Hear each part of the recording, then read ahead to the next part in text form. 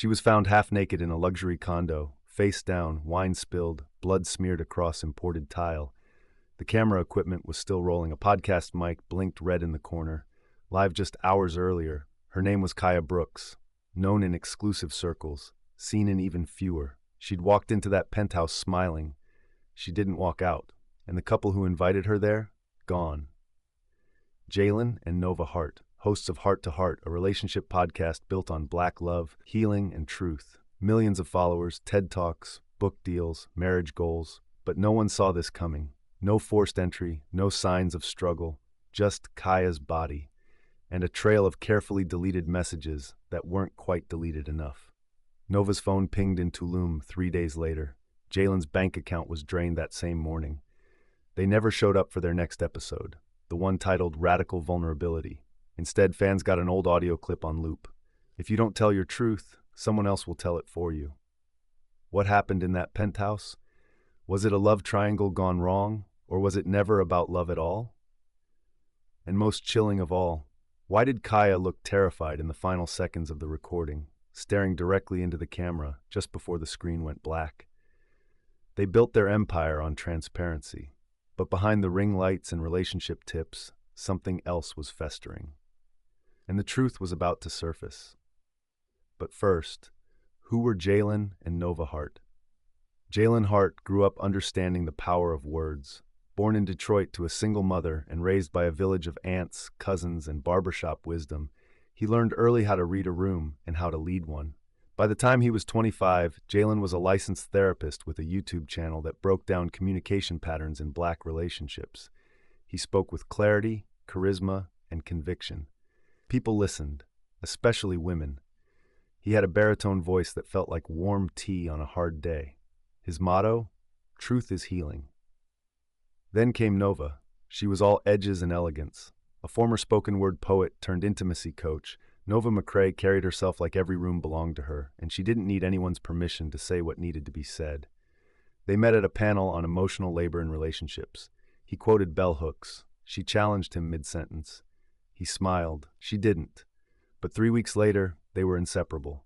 They blended their brands into a podcast called Heart to Heart, where they dissected modern love with surgical precision and poetic flair. Black Twitter dubbed them the Jay-Z and Beyoncé of healing. To their followers, they were revolutionary, Black, brilliant, and in love. What people didn't know was that their bond was born out of trauma just as much as passion. Jalen had buried his father at 14, a quiet man who drank too much and spoke too little. Nova had survived an abusive relationship in college and refused to ever be silenced again. Together, they were electric. But behind the affirmations and aligned chakras was something darker, something neither had fully healed from. They prided themselves on radical honesty, but they had one secret even their most loyal followers didn't know. They were swingers, exclusive, selective, private. It wasn't about sex, it was about control, exploration, the kind of intimacy that dared the edges of convention. Enter Kaya Brooks. She was stunning, a freelance art curator with a background in psychology, the kind of woman who didn't beg for attention, she commanded it. Jalen was intrigued. Nova was cautious, but intrigued too. Their dynamic began as intellectual flirtation, then wine, then weekends, then boundaries, slowly, seductively blurred. Kaya had her own following, too, small but fiercely loyal, and she knew exactly how to play the influencer game. In every photo, the trio looked like avant-garde royalty, unbothered, untouchable. But power dynamics shift quietly. Kaya was starting to want more than weekends and whispered rules. She wanted presence, permanence. She started asking questions, pressing buttons, and Nova didn't like that. Neither did Jalen. Still, they kept the show going. Every Sunday, the podcast dropped. Every episode was a hit. Their brand was booming, but beneath it, their once sacred bond was beginning to rot. Arguments got quieter, colder. Eyes lingered where they shouldn't. Nova started recording conversations. Jalen started deleting texts. Kaya started watching them. Really watching them. That's when everything began to unravel. Because in the end, love wasn't enough. Neither was sex, fame, or truth, and someone had to pay for the illusion. Everything looked perfect, until it wasn't. From the outside, Jalen and Nova Hart were relationship royalty. Luxury apartment, designer love, A joint Instagram filled with hand-holding, slow-motion walks, matching outfits in muted tones. They didn't just talk about love, they curated it. Behind the scenes, though, the cracks had already started showing. It began with the smallest of things, Nova looking through Jalen's texts, Jalen hesitating before mentioning Kaya in their weekend recaps. Passive-aggressive jokes slipped into podcast banter, but the show had to go on. Their love triangle with Kaya was never part of the brand. It was their secret indulgence, their little rebellion against the pristine image they built. And for a while, it worked. Kaya was intoxicating. She brought a raw, untamed energy to their carefully controlled world. Weekends turned into overnights, trips to Joshua Tree, group meditations, champagne-fueled debates about monogamy and liberation. Fans noticed the glow. Nova's skin gleamed. Jalen laughed more easily. But no one knew the reason, until the energy changed. Kaya started pushing boundaries, wanting her voice on the podcast, suggesting joint ventures, slipping into conversations about us and the future. Jalen brushed it off. "She's just passionate," he'd say. Nova didn't agree. The dynamic that once felt empowering began to feel claustrophobic. Nova started sleeping in the guest room more often. Jalen began working late. Kaya, always the observer, noticed every flicker of tension. "She's trying to replace me," Nova once whispered after a meditation session. Jalen didn't answer. Communication frayed, trust eroded. But in public, they smiled wider. They told their audience, growth is uncomfortable, but discomfort is not danger. They didn't see the danger standing in their living room, watching, calculating. Kaya had started documenting everything, texts, audio, even private moments captured on her phone, just in case. And when Nova found a hidden folder on Kaya's unlocked tablet, something inside her shifted. That night, Nova lit sage and didn't speak a word. Jalen asked what was wrong. She just looked at him. Then at the door Kaya had just walked through. "She's not who we think she is." But the truth? None of them were. It started with a voice note, a casual check of Nova's phone late one night, just routine. But there it was, a voice note from an anonymous number, timestamped 3 days prior. She hit play. Kaya's voice, breathy and sharp, filled the room. "You two think you're smarter than everyone, but you forgot who taught you how to lie with a smile." Nova didn't sleep that night. She opened every folder on her phone, every backup. Kaya had sent more, screenshots, recordings, clipped audio edited for impact, all with one clear message: "Pay me, or your little empire burns." Jalen didn't believe it at first. He said Kaya was bluffing, just a woman scorned. But Nova knew better. Kaya wasn't emotional, she was strategic. Then the email came, sent to their joint podcast account, titled "Let's Talk Transparency." Attached, a Dropbox link containing videos of the three of them. Explicit, intimate, some clearly recorded without consent, all damning. "If this gets out," Jalen whispered. Nova finished the sentence for him. "We're done." But it wasn't just about the scandal. It was the way Kaya framed it, twisting their consensual dynamic into coercion, manipulation, abuse, rewriting the story, turning them into predators. And the most dangerous thing? She had receipts, bank statements showing Nova sending her gifts, old voicemails of Jalen speaking carelessly, affectionately, foolishly. Kaya didn't just want money, she wanted power, control. Nova panicked. She messaged Kaya to meet, clear the air, reestablish boundaries. Kaya agreed. That night, Kaya came over wearing red lipstick, heels, a silk wrap dress. She kissed Nova on the cheek and handed Jalen a bottle of wine. She smiled, but her eyes were cold. They talked, laughed even. Tension crackled like static. Nova suggested they take a break, from each other, from everything. Kaya agreed again, too quickly. Then she stood and said, "It's a shame. You two were good at pretending, but eventually, all liars forget who they lied to last." She walked out without another word. The next day, Nova's assistant found Kaya's Instagram scrubbed clean. No posts, no stories, just a new profile photo, a black screen. 2 days later, Jalen's savings account was emptied. Nova's burner phone pinged a location in Vegas. They weren't paranoid, they were being hunted. Kaya had gone dark, but her presence was everywhere. They couldn't post without wondering if it would be the last one before everything crumbled. Jalen became obsessed. He stopped recording, stopped eating, started tracking every digital trail Kaya left behind. Kaya vanished. Jalen stopped sleeping. Nova started lighting candles and pulling tarot cards, and yet they still smiled for the camera. If this feels too real, If you've ever seen someone pretend peace while breaking inside, subscribe. You understand this story more than you know.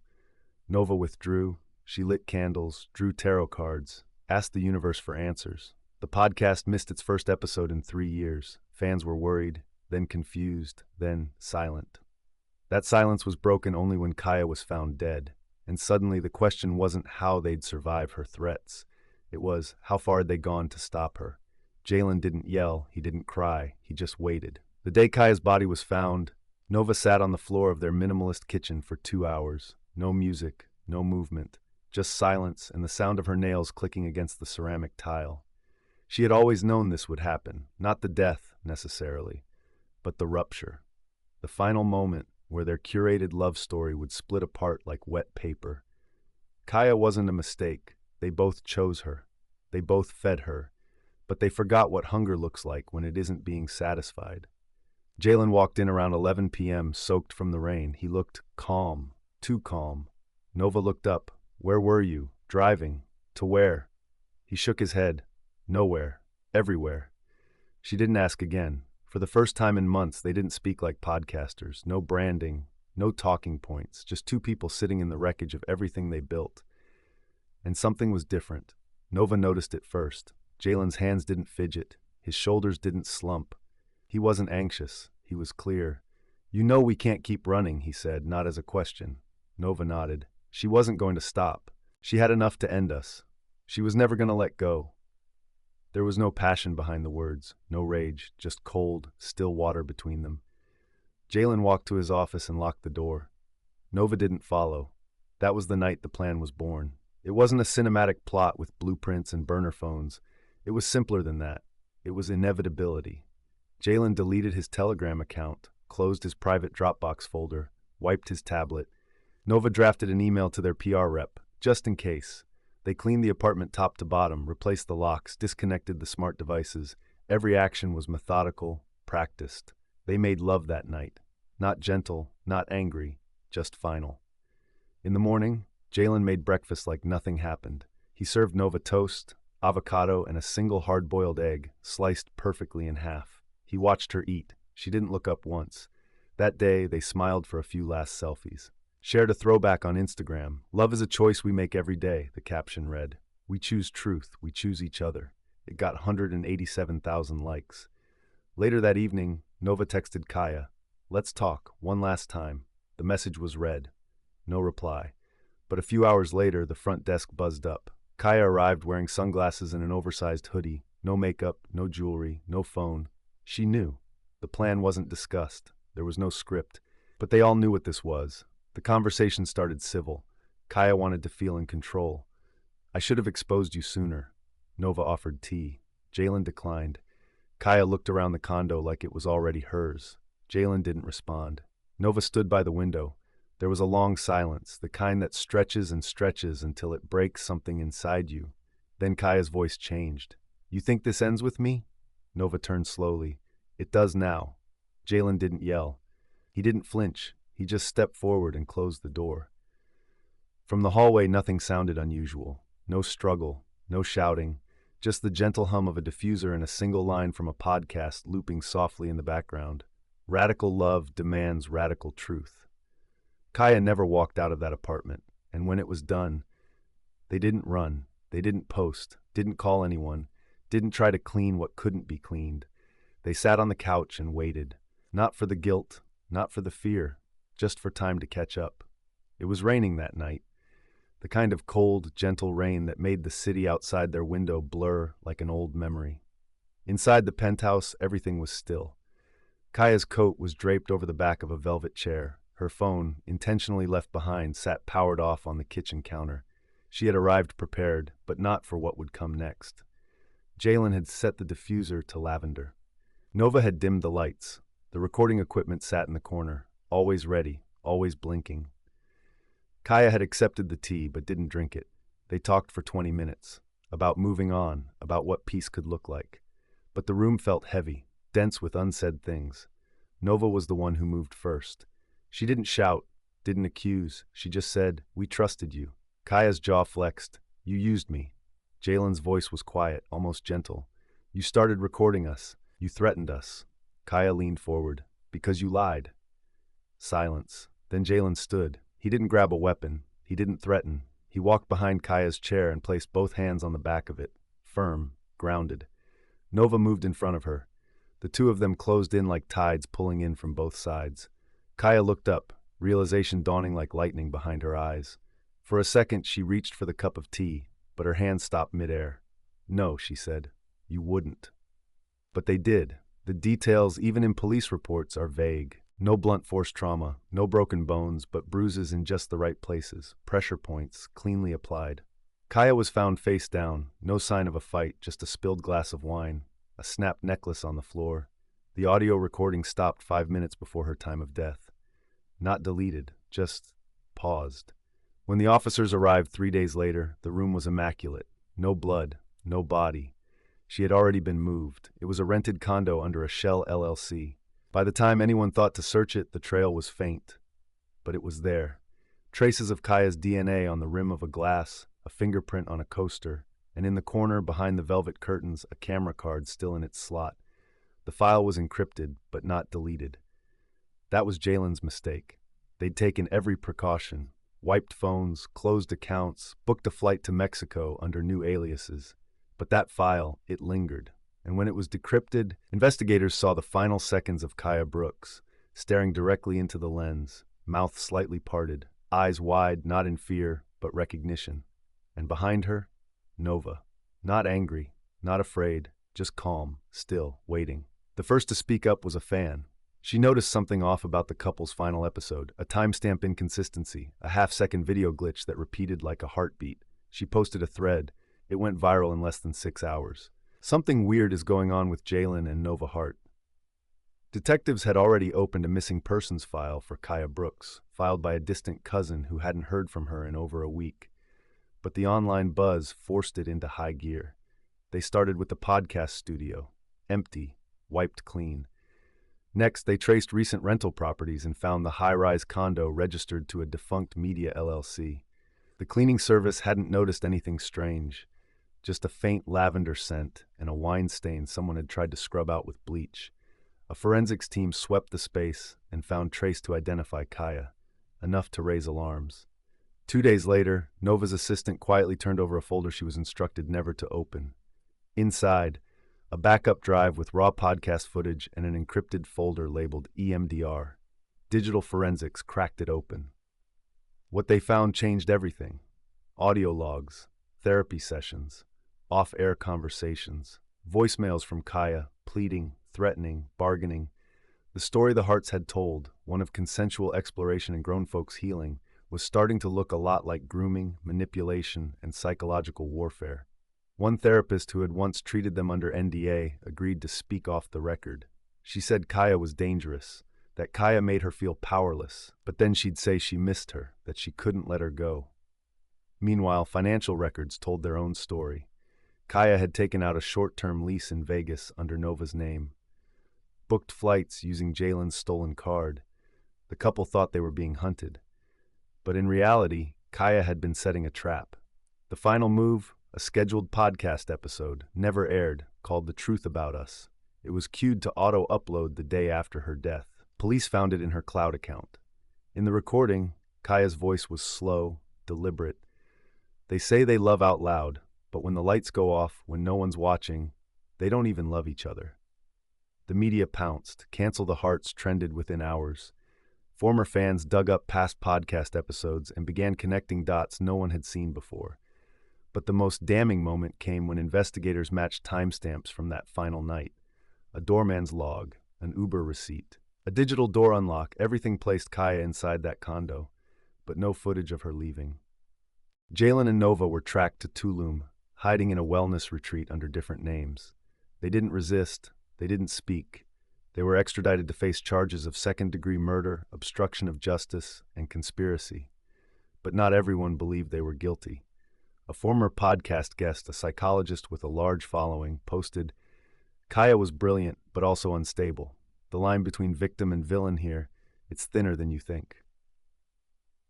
One detective echoed the same sentiment in his notes. "We're not sure who manipulated who. There were no signs of premeditation, no smoking gun, just a slow, spiraling loss of control between three people who mistook obsession for intimacy.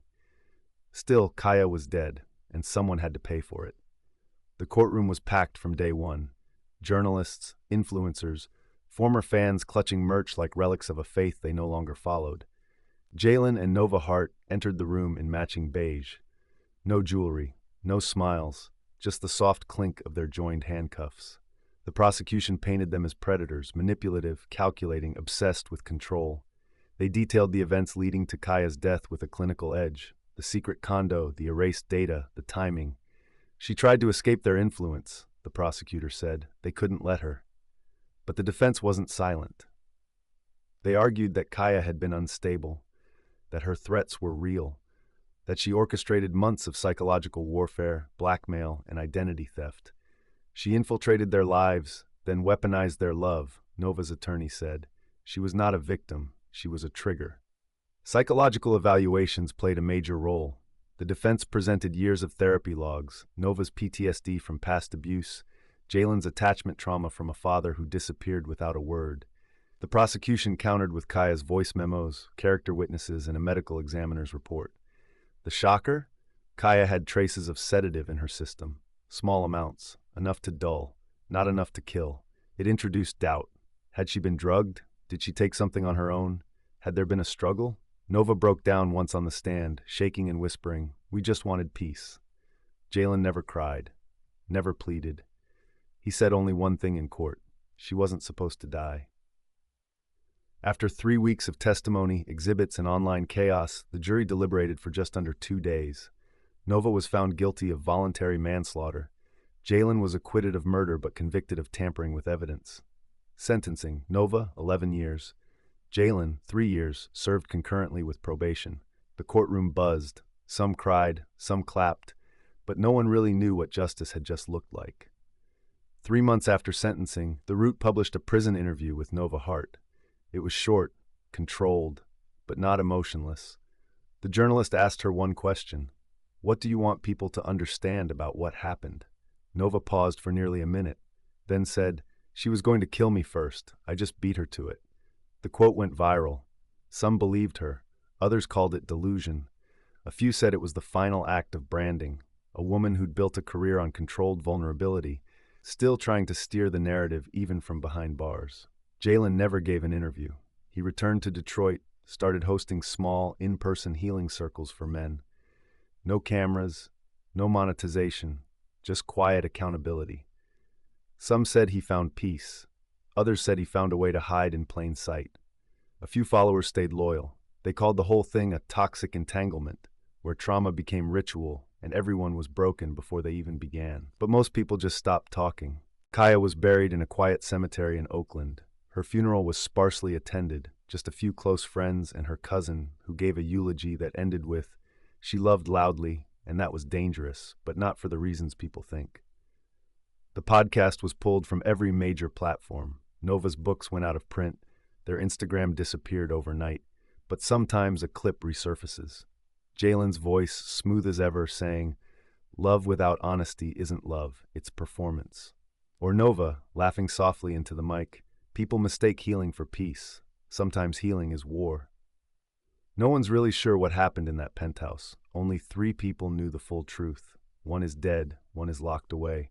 Years later, people still whisper about the Harts, in podcasting forums, in therapist circles, in Black creative spaces. Whatever happened to that couple, the ones who killed the girl? Theories float like ash in the wind. Some believe Kaya was planning to expose a much bigger ring, other influencers, other secrets, that she'd hinted at something bigger in a message that never got posted. Others are convinced Nova acted alone, that Jalen was just a coward, too loyal or too broken to stop her. And then there are those who say all 3 were victims of fame, of trauma, of each other. But no one can explain the one mystery still unsolved. The final podcast episode, The Truth About Us, appeared briefly on an obscure streaming site 1 year after Kaya's death. It wasn't the version investigators found in her cloud. It was raw, full of static. Voices cut in and out like ghosts. Kaya spoke first. "They told me they loved me. Then they erased me. Then Nova, she knew exactly how to dismantle us. Then silence, long, heavy, Finally, Jalen's voice, "None of this started with love." The episode disappeared within hours. The site crashed. IP addresses traced back to Brazil. No one took responsibility. It was as if the dead were reaching back, just once, to make sure we never forgot. Maybe it was murder. Maybe it was survival. Maybe it was all of them slowly drowning in a brand they built too perfectly to escape. In the end, the story didn't belong to the influencers, or the investigators, or even Kaya. It belonged to the question, what do we become when the truth stops serving us and starts threatening us? Because in love, in fame, and in fear, sometimes the mask is the face. Subscribe for more true crime stories that go beyond the headlines, where love, fame, and manipulation collide. This wasn't just a murder, it was a brand collapse, a betrayal, and a warning. Stay with us. More stories like this are coming.